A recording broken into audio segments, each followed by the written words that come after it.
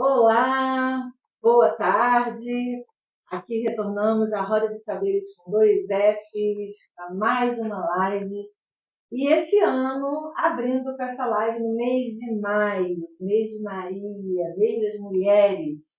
E nada melhor do que chamar o fã-clube Grito de Alerta, que é de Maria Bethânia, para falar sobre o tema Maria de Todos os Santos. Temos aqui hoje o presidente do fã-clube Grupo de Alerta, Carlos Albuquerque, e também um membro desse fã-clube, Edo Paes. Esses dois monstros vão nos dar vários ensinamentos aqui, nessa nossa live. A gente tem muito motivo para comemorar, mas a gente também está com um motivo muito triste, né, gente? Que a gente está com essa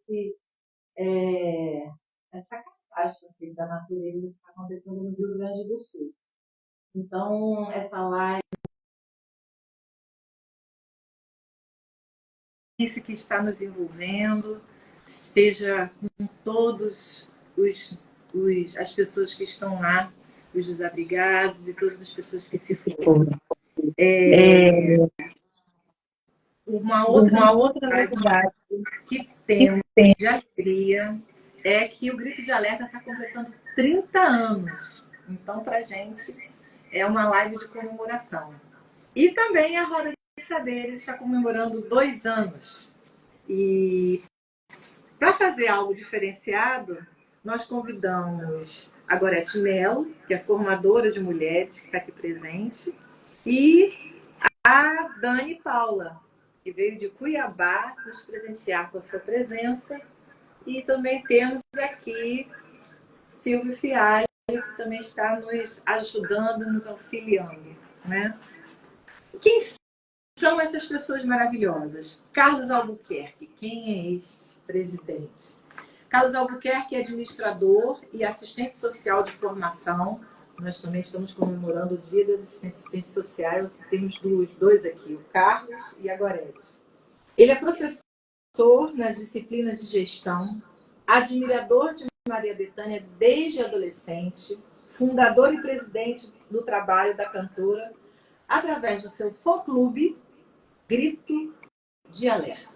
E é um admirador da arte, da música e do sagrado, que ele vai nos contar e nos explicar muitas coisas. Temos também o professor pós-doutor em literatura e crítica literária pela PUC de Goiás, professor Rielo de Oliveira Paes, que é docente da Universidade Federal Rural de Pernambuco, do Departamento de Letras, atuando na graduação e pós-graduação e principalmente na literatura de autoria de mulheres. Ele integra desde 94 o fã-clube Grito de Alerta. E ele foi solicitante da Laurea do Mérito Cultural concedido à cantora a qual estamos falando essa noite, pela Universidade Federal Rural de Pernambuco. Podemos conversar com as perguntas? Então, com tantos motivos para comemorar, quero te agradecer por você ter aceitado esse convite, que é um diferencial para a Roda de Saberes, você está aqui conosco presencialmente, e comemorar os 30 anos do seu fã-clube. Eu fui procurar no Wikipedia o que é fã-clube. E aí, lá diz que fã-clube é uma organização composta por um fã de pessoas famosas, artistas, cantores que admiram algo ou alguém. Sendo assim, Carlos, você, presidente do fã-clube de Maria Bethânia, o Grito de Alerta, como que surgiu esse fã-clube e por que essa canção com esse nome? Boa noite a todos e todas. Agradeço o projeto Roda de Saberes por estar aqui hoje, podendo falar de arte, de cultura, de música e de Maria Bethânia, que é uma pessoa que a gente, como você bem falou e conceituou, o que seria fã, uma pessoa, uma artista que a gente admira, gosta, valoriza, respeita, e isso é o que forma o trabalho de um fã-clube. A gente conversando com ela uma vez, não foi, Edu? E ela entendeu muito bem qual era esse trabalho, o que a gente fazia. E o que move, né? O que move essas pessoas para se dedicarem, né? Um tempo do seu dia, uma parte da sua vida. Eu, no meu caso, desde a adolescência, que eu acompanho e me dedico e coleciono materiais, é de uma admiração muito profunda. E eu encontrei pessoas que tinham também essa admiração. Nós nos reunimos em 1994 para fazer um trabalho.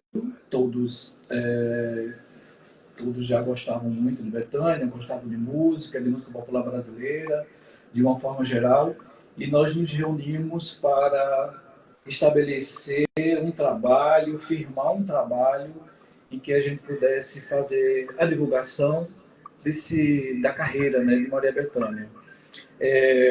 Então, a gente foi numa época que Bethânia estava com um show aqui em Recife, que foi As Canções que você fez para mim, e um show de muito sucesso.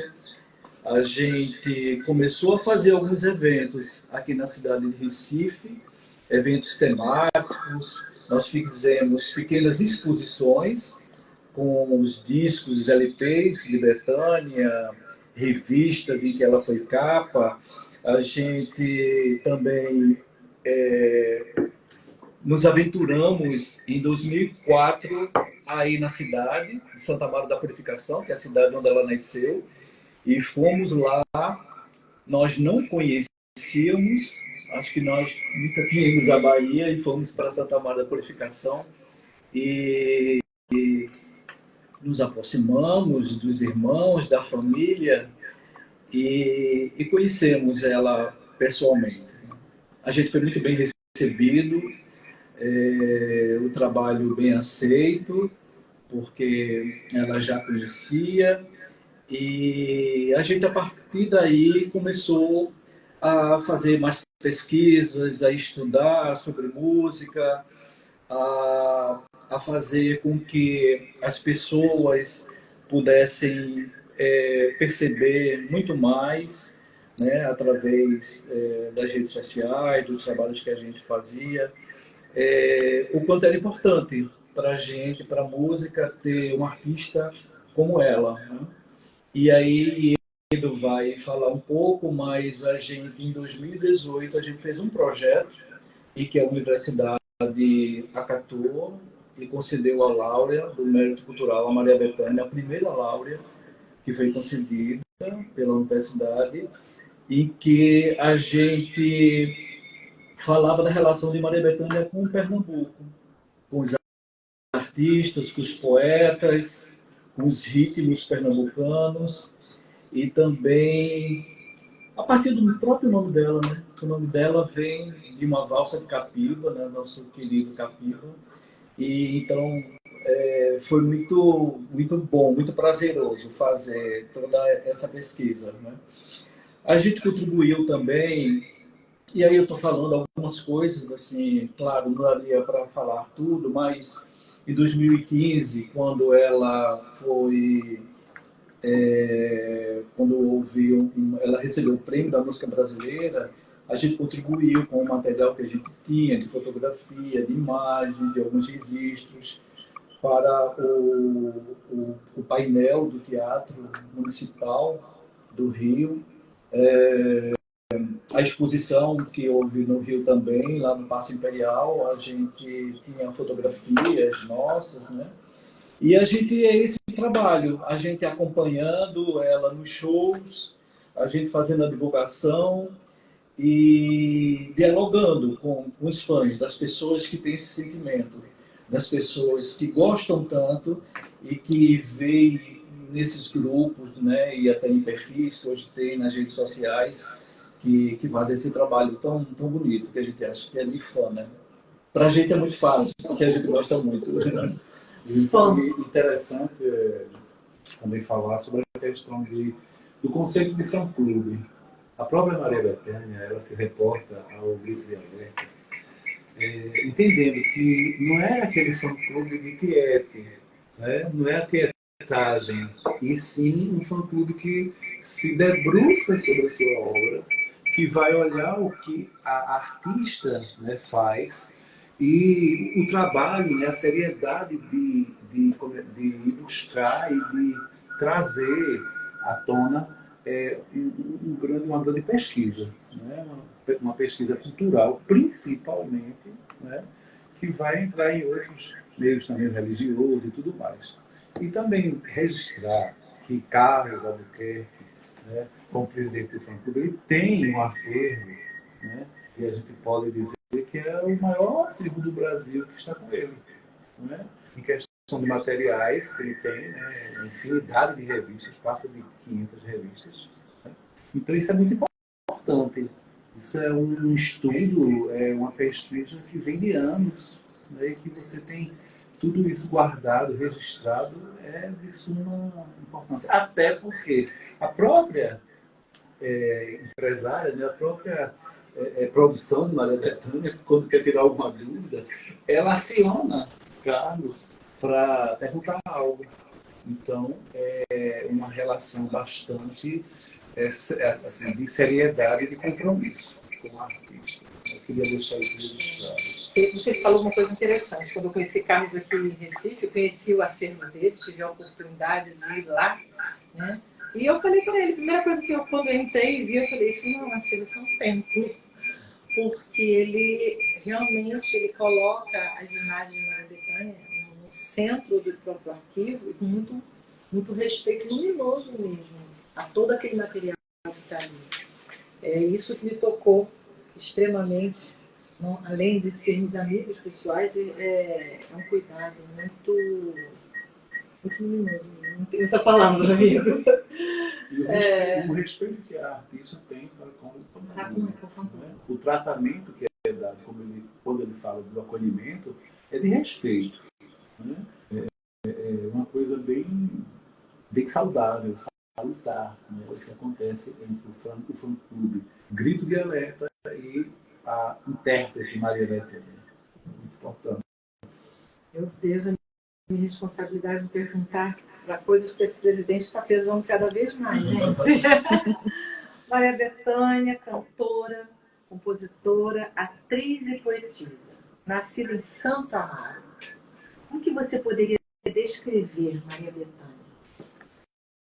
Bethânia faz esse ano 78 anos, filha de Dona Cano e seu Zezinho, nascido numa cidade do Recôncavo Baiano, né, no interior da Bahia, uma cidade próxima, uma cidade que foi muito rica na sua história, pela questão da cana-de-açúcar, e uma cidade em que Maria Bethânia foi extremamente feliz. Ela se reporta à cidade de uma alegria, de uma saudade também, que a gente não vê muito, né, nas pessoas. Ela fala sobre quando subia nas árvores, quando brincava nas ruas. Ela traz isso na sua vida, na sua trajetória. E aí, quando ela foi para Salvador, com 14 anos de idade, ela foi para estudar, e lá, junto com Caetano, ela conheceu muitos artistas e pessoal do teatro, e aí quando começou a parte dela entrar no palco, porque ela dizia que queria estar no palco. Ela sabia que precisava estar no palco, e isso era a sina dela. Mas ela não sabia como. Seria isso como atriz, trapezista, ela às vezes fala sobre isso. Mas quando foi em 63, que ela nas coxias, da peça Boca de Ouro, né, do Alvinho Guimarães, que estava dirigindo, ela cantou uma música da Ataúfo Alves, na cadência do samba. Só a voz dela, ela não entrava no palco.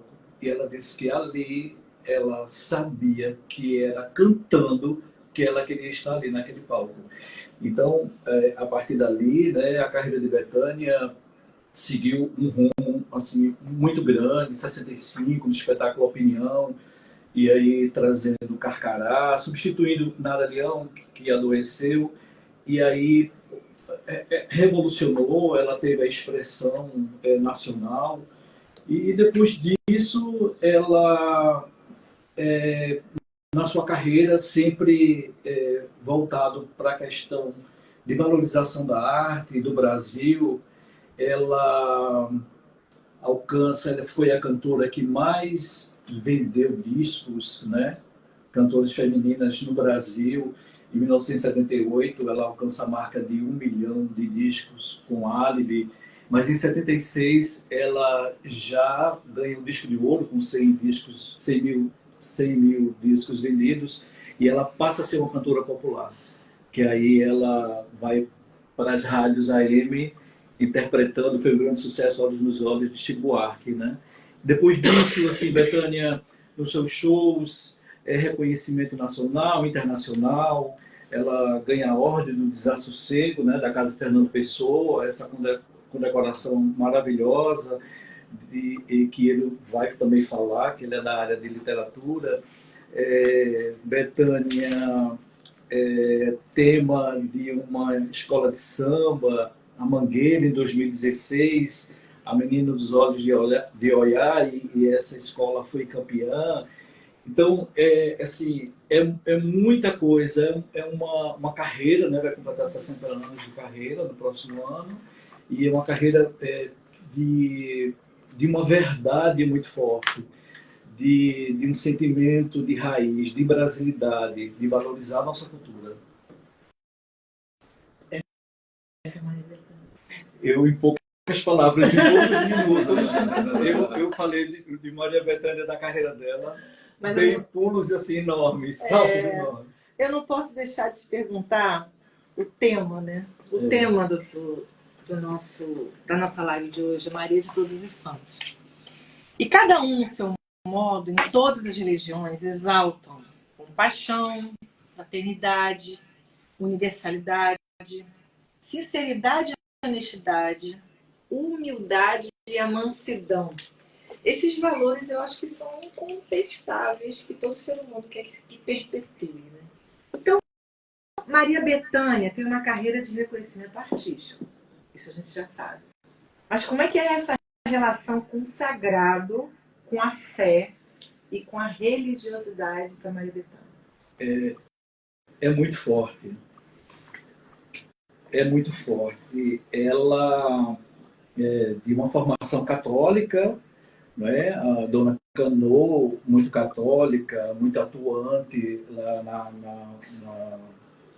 na igreja de Nossa Senhora da Purificação. Então ela foi batizada, fez primeira comunhão, estudou no colégio de freiras, ia a missas, mas ela tinha uma relação, né, nessa questão da Igreja Católica, com a Nossa Senhora. Ela sempre via assim, Deus um pouco distante, né? Ela não encarava bem essa questão, não, Deus, a gente é temente a Deus, não. Ela preferia uma mulher que viveu entre nós, que foi mãe, que teve um filho. Ela via essa humanidade de Maria como algo muito grandioso, e até hoje vê. Então ela tem uma adoração muito grande, uma fé muito grande em Nossa Senhora. Ela tem um compromisso religioso muito forte com a cidade, com a igreja, com a santa. Mas ela descobriu também, através de Vinícius, no início da década de 70, Mãe Menininha do Cantuá. Ela teve algumas experiências com candomblé, através de Dona Edith do Prato, já falecida.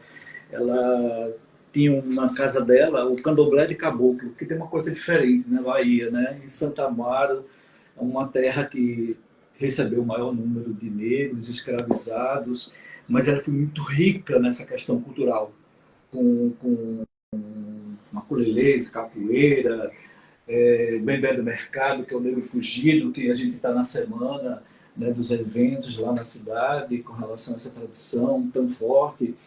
E ela conheceu uma menininha, e eu gostaria aqui de ler o que ela disse de uma menininha, que aí ela conheceu o candomblé e começou a fazer parte da casa. Ela diz assim, ela estava linda, contando histórias fascinantes. Jogava búzios e brincava comigo e com a mulher de Vinícius, porque nós temos o mesmo orixá.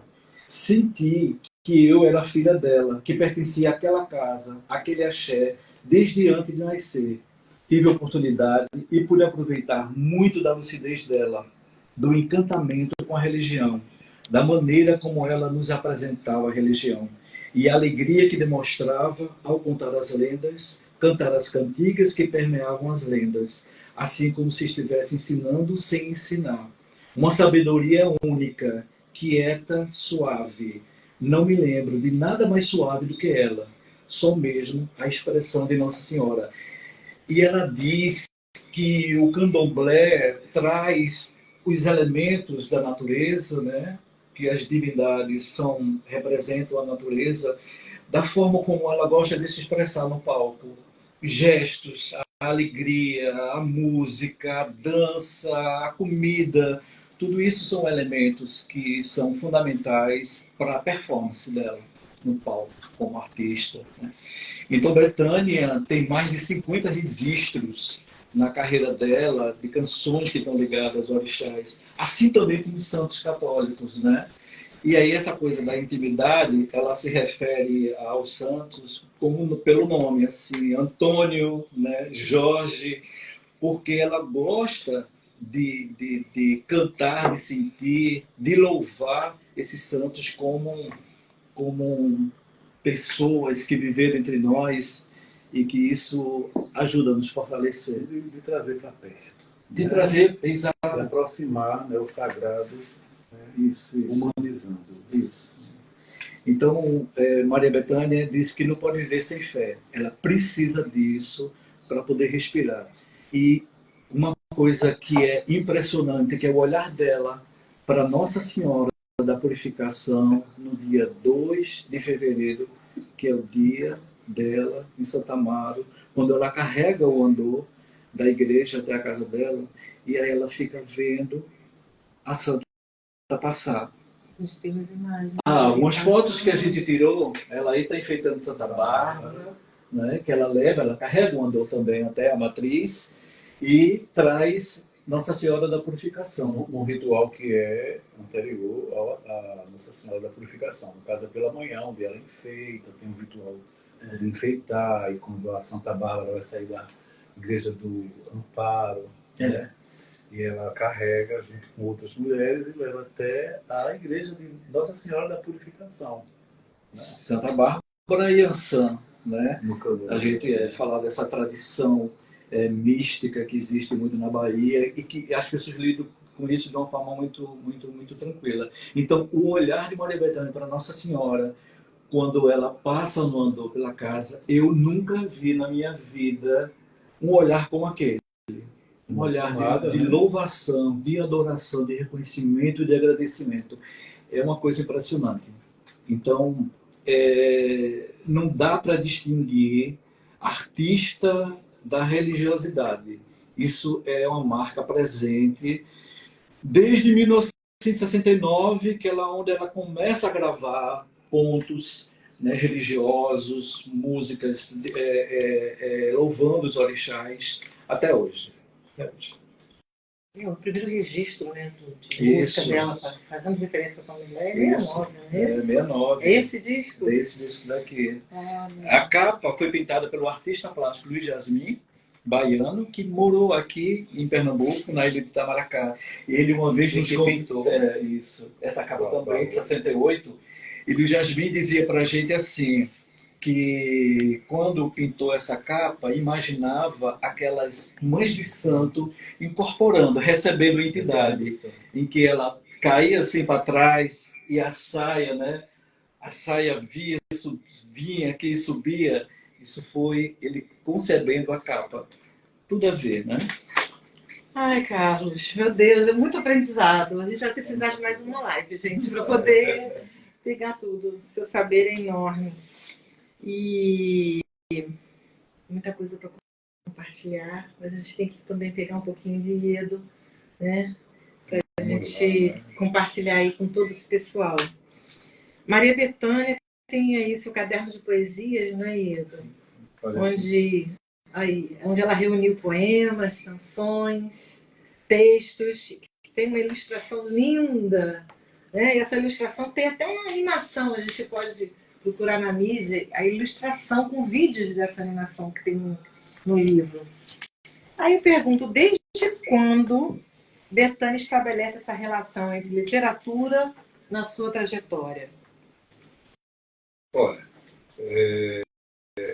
o pai de Maria Bethânia, seu Zezinho, né, e carinhosamente chamado por Dona Canu de Zeca, né, ele tinha, aliás, ele declamava poesia, né? Você imagina aquelas casas, né, de Santo Amaro, interior, que tem um corredor muito comprido, né? A casa de Maria Bethânia, né, a casa do Nacanor, ela vai de uma rua a outra, né? A porta de entrada na frente de uma rua e o quintal tem outra entrada, por aí vai. Então, Bethânia já via isso dentro da família, né? O pai era um porta-voz dessa arte, né? A arte da poesia, de declamar a poesia, de trazer, né, a literatura para dentro de casa. E ela foi se habituando a isso, né? Outra coisa, a própria arte da família Veloso, que eu gosto de destacar, isso é a minha opinião, logicamente, né? Nós temos Dona Canô, que era cantora e gostava também de se apresentar no jogral da igreja, né? Então, Dona Canô, e ela canta em alguns documentários, né, que Maria Bethânia tem aí, vocês vão observar, né, ela cantando com Bethânia, com Caetano, né? Vizinha tocava piano. Tocava o órgão, né, da igreja, né, ela sempre estava lá. A gente teve a oportunidade de vê-la, né, tocando. Nós temos Mabel Veloso, que é escritora, irmã de Maria Bethânia. O Rodrigo Veloso, né, que faz ele sempre se imbuía de fazer o Terno de Reis, que é um acontecimento logo em janeiro, né? Uma grande festa. A cidade para também para prestigiar, né?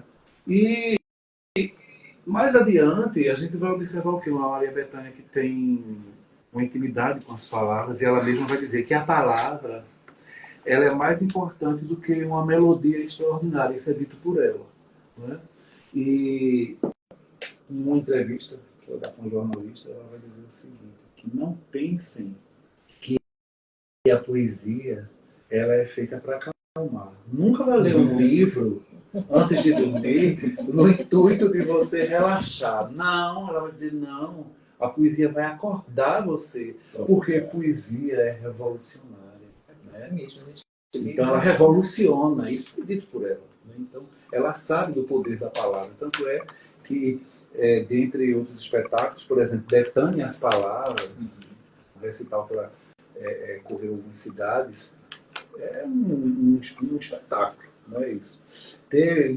E programas com a grande Cleonice Berardinelli, professora da UFRJ, né, que nos deixou recentemente, né?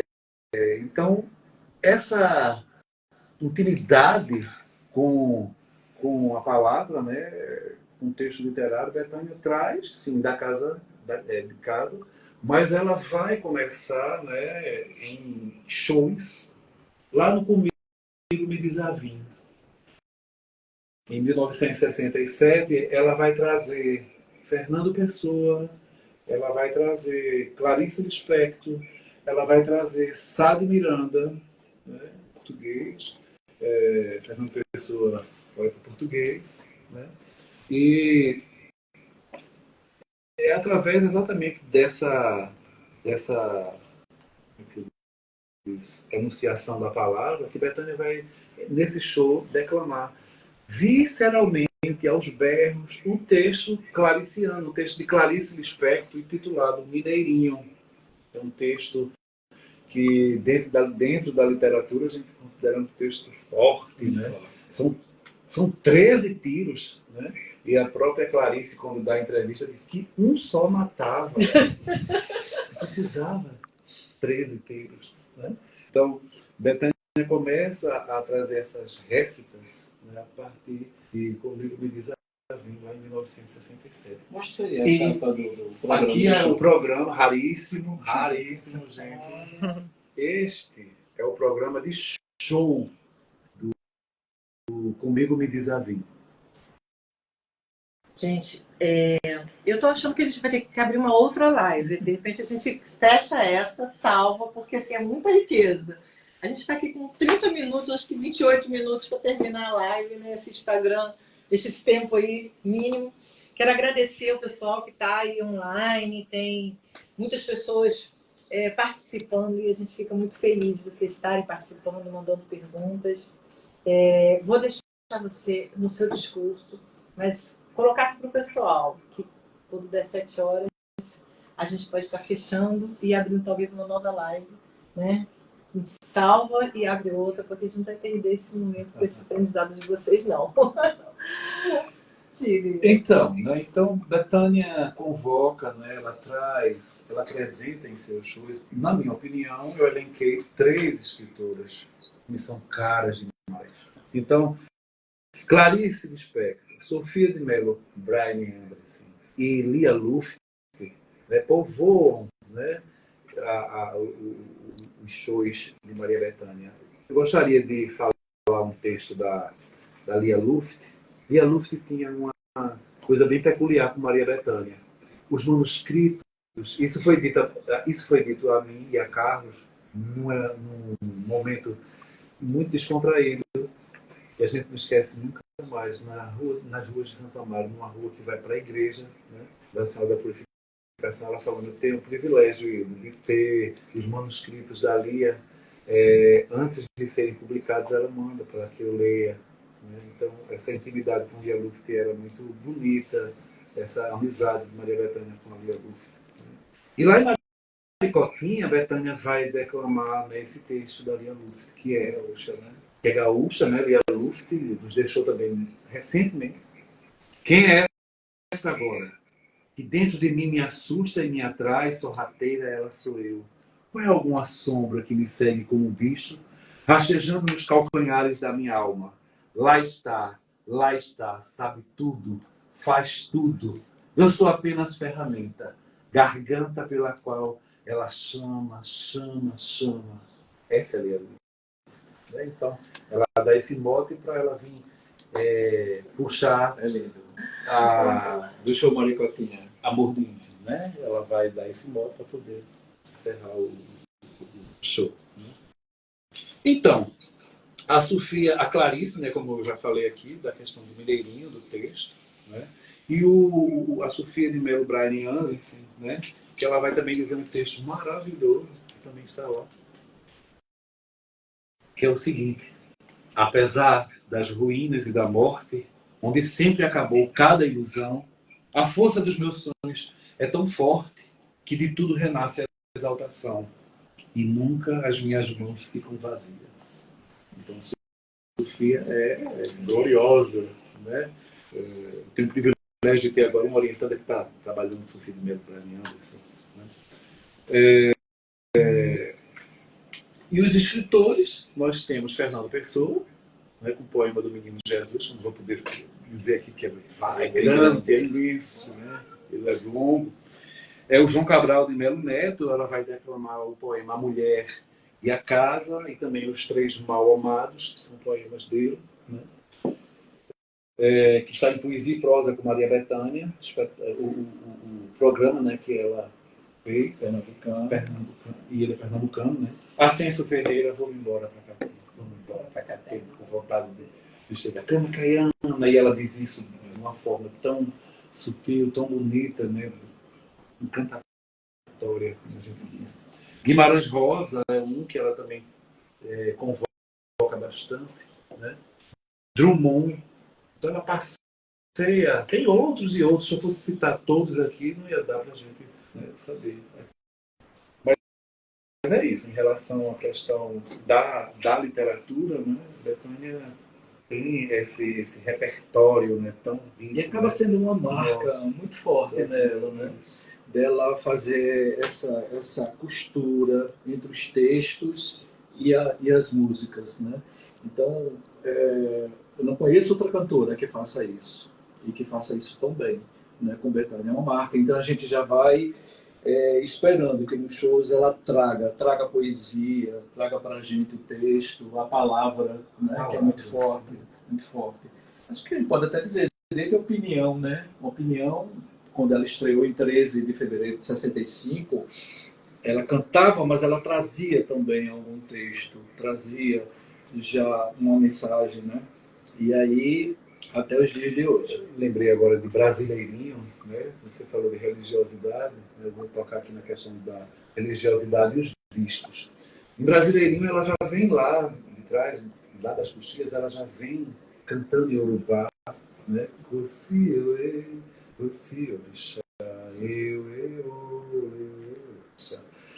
E ela vai fazer essa reverência ao sangue, ao Senhor das Folhas, né? Ao chá. E ela vai trazer também dentro do próprio, que é um espetáculo, né? A própria a Mabel Veloso sempre diz que Bethânia não dá show, ela dá um espetáculo. Eu escutei isso da própria irmã, né? E realmente é um espetáculo, né? Uma grande intérprete da nossa música brasileira, né? E ela vai trazer Pirata, né? Também um disco maravilhoso, Bar de Sofia, Encanteria, né? Que para mim, Brasileirinho e Encanteria são os discos que mais trazem opinião pessoal, a questão religiosa para mim. Né? Isso. Né? O Encanteria como é que se diz? Parte da fé da própria Maria Bethânia. Isso é dito, né? Em entrevista é dito, está registrado. Né? Por quê? Porque ela traz a ancestralidade, ela traz o Brasil, né? Ali dentro. Em Brasileirinho, em Encanteria, né? Encanteria, por exemplo, tem ela abre com Santa Bárbara, né? E olha como ela mescla a questão da religiosidade dentro como é que se diz, do cenário católico e também dentro do cenário do candomblé, né? Ela leva isso para o palco. Ela, acho que Bethânia, ela deve saber o que ela faz ali no palco, e os estudiosos de processos de intersemiose, semiótica, o que é isso? É a ciência que estuda uma arte dentro de outra arte, se mesclando, tá? O teatro com a literatura, e ela faz isso muito bem no palco, né? Então, os espetáculos são trabalhados a partir da própria quando ela vai conceber toda essa concepção, ela passa por um estudo vasto, como ela mesma também diz. Então ela estuda tudo aquilo ali. É tudo muito bem pensado. É a questão da intencionalidade, né? Então o artista ele tem uma intenção, logicamente. Claro que ele quer dar o seu recado. Que recado é esse para a sociedade? Né? E Bethânia traz o social, ela mostra o social. Então o show é para sacudir, né? E mostrar o recado que ela quer dar. Em cada show existe um recado. Isso é muito forte. Né? E a gente recebe o recado, escuta o recado e sai dali renovado. Não é? É uma renovação. Por exemplo, em Canteria ela cantava Santa Bárbara, Feita na Bahia, Coroa do Mar, Linha de Caboclo, e outras cantigas, né? Lá em Brasileirinho, né, que tivemos o prazer de assistir no Teatro Castro Alves, um cenário lindo, Salvador, né? Em Salvador, né? E a Miúcha lá cantando a Cabocla Jurema, uma cena, um espetáculo, né? Então, essa convocatória que ela faz e ela trabalha tão bem essa interface do catolicismo junto com o candomblé, você passa, né? Assiste ao show e é aquela leveza, né? É uma leveza. Então é uma arte, né? Bethânia é uma arte em si, né? A casa, né? Eu coloquei aqui dizendo que a casa de Bethânia, né? A casa de Dona Canoa é um útero que germinou muitos saberes e crua, né? Propagando isso. Diego, Emociona. Eu estava pensando nessa pluralidade, né? Esse Brasil multicultural que a gente fala tanto. Né? Você trouxe isso, que ela tem essa questão da religião, que é bom, né? Que é plural, a religião plural que ela traz. Não sei como é que está nosso tempo aí, mas eu queria fechar, pelo menos esse primeiro módulo. Né? A gente vai continuar aqui, né? Fizeram uma pergunta para vocês, dois. Qual música de Maria Bethânia toca mais o coração de vocês? É difícil, porque são muitas, né? Mas trazendo para a proposta da gente hoje, eu queria ler um trecho da Menina dos Olhos de Ioiá, né? Do Sambirreiro da Mangueira, porque diz assim: raiou, Senhora Mãe da Tempestade, a sua força me invade, o vento sopra e anuncia. Olhar, entrego a ti a minha fé. O abebé reluz axé. Fiz um pedido por bom fim abençoar. Oxalá, xeuê babá. Ó minha santa, me proteja, me alumia. Trago no peito o rosário de Maria. Sinto perfume, mel, pitanga e dendê. No embalo do xerê começou a cantoria. Veja os elementos do catolicismo e do candomblé, como ela coloca de uma forma perfeita. Para mim, essa canção consolida um pouco de tudo que a gente colocou aqui. Essa questão da fé, da religiosidade, né, do catolicismo, do candomblé na vida de Bethânia. É difícil, né? Mas assim, eu já vou pelo lado romântico, né? Existem duas músicas que Bethânia canta e que me tocam muito, que é Pra Rua Me Levar, que é de Ana Carolina, que Bethânia interpreta maravilhosamente, e a de Lenine, né? Nosso conterrâneo, né? Minha Lua, nem eu. O nome da música eu esqueci. Maria Coutinho. Hoje eu esqueci. Mas é uma música de Lenine, nem a Lua nem eu, acho que é isso. São essas músicas que eu gosto muito de escutar na voz de Maria Bethânia. Acho que dá para a gente fechar a nossa roda. Temos duas perguntas ainda. Temos 20 minutos, não é isso? A Gorete, né, que está aqui presente, ela gostaria que vocês falassem do início, né, o que mais toca na alma de vocês da obra e da pessoa de Maria Bethânia. E Dani Mello fez uma informação que ela pensa que fundar um fã-clube, que também está aqui presente, né, é mais que querer homenagear um artista, como também o trabalho prazeroso de compilar essa história, unir pessoas em torno de uma arte, fazer ecoar um amor genuíno de fã até chegar ao artista. E esse artista, que é Maria Bethânia, pode ser um adjetivo. Bethânia é gigante e reúne uma biografia artística muito extensa. Dani Paulo pergunta a vocês: como vocês têm conseguido, ao longo de tantos anos, manter o frescor, a organização, o empenho nessa tarefa de mantenedores do fã-clube Grito de Alerta? Acho que dá para a gente ter a resposta dessas duas perguntas. Eu gostaria só de dizer que o que nos alimenta em especial, além do talento, além da grandeza da obra, da artista que é para o país, para a cultura, é a forma como ela trata as pessoas, é o respeito que ela tem às pessoas, o respeito que ela tem à música, o respeito que ela tem ao palco. Então, quando a gente, nos momentos em que ela esteve com a gente, ela está muito presente e prestando muita atenção em tudo que a gente está dizendo.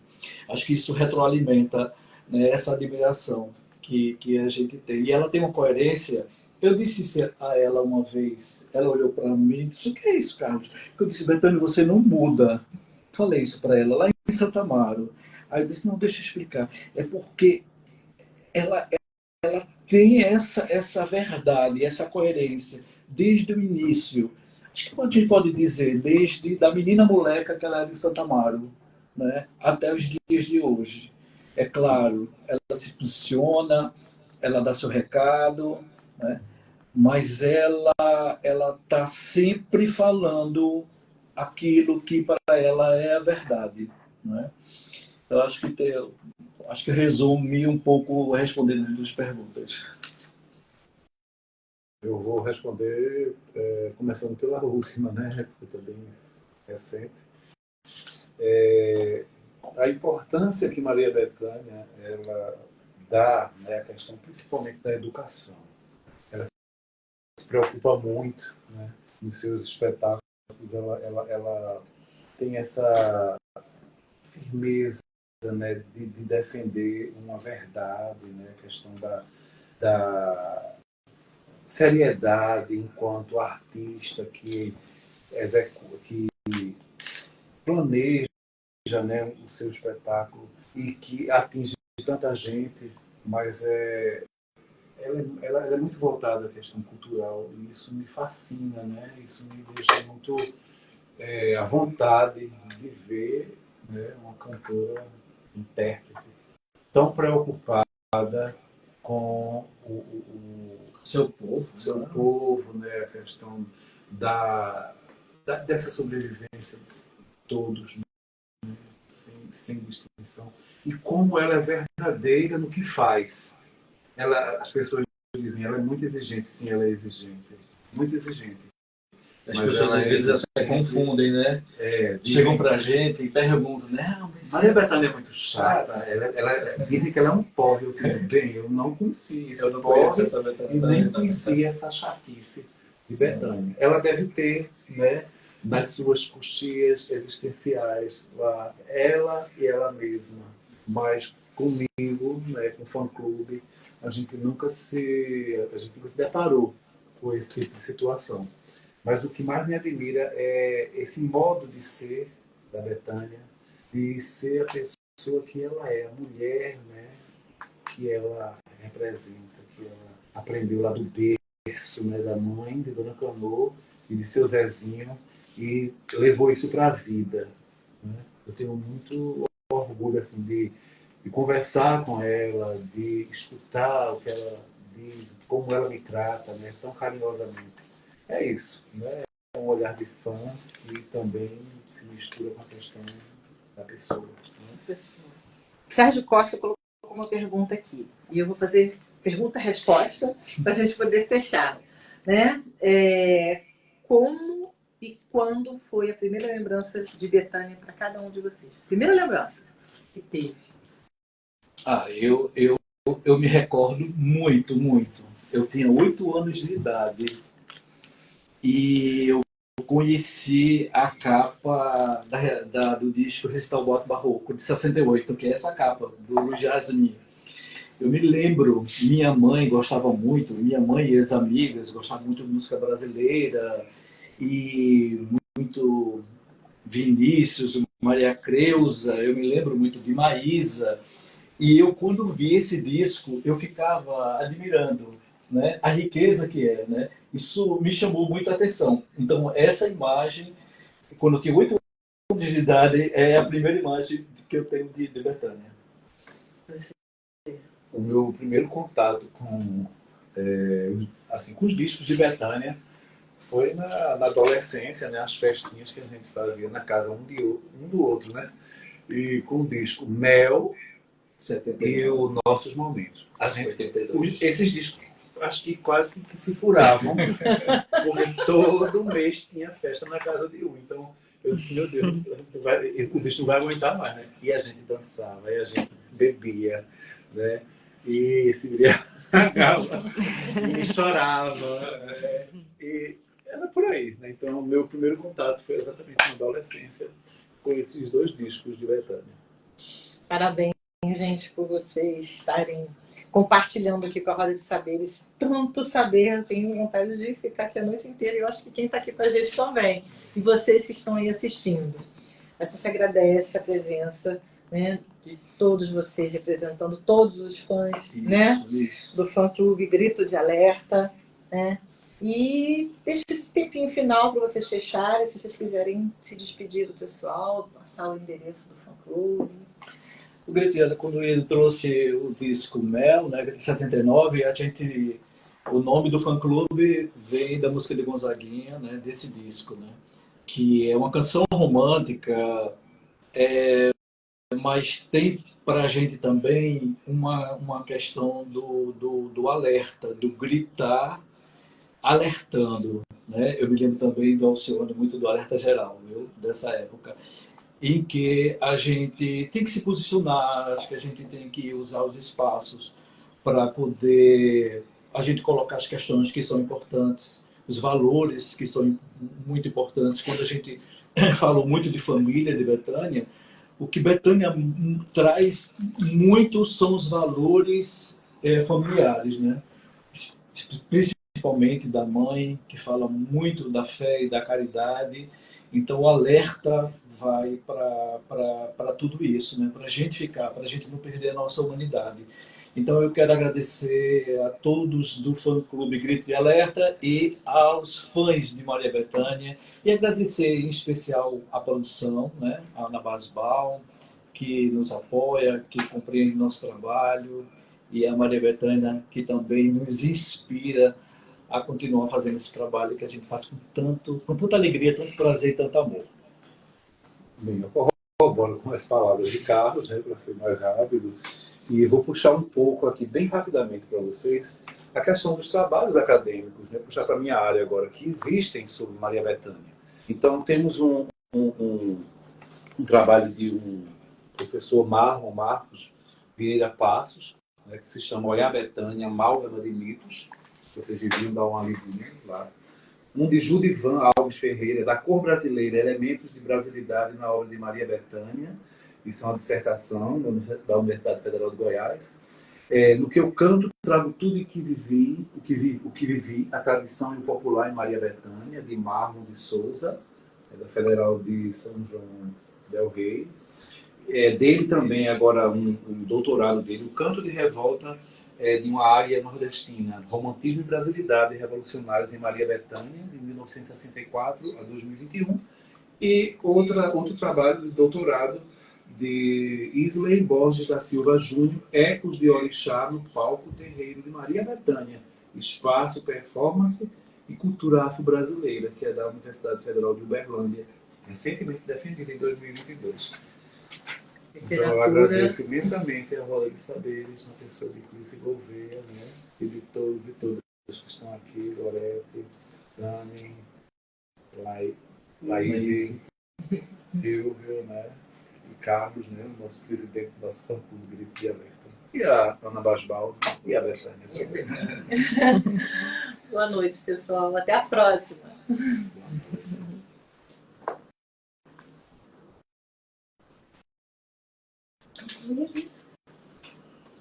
Crimes. Encerrar. Minha mão tá.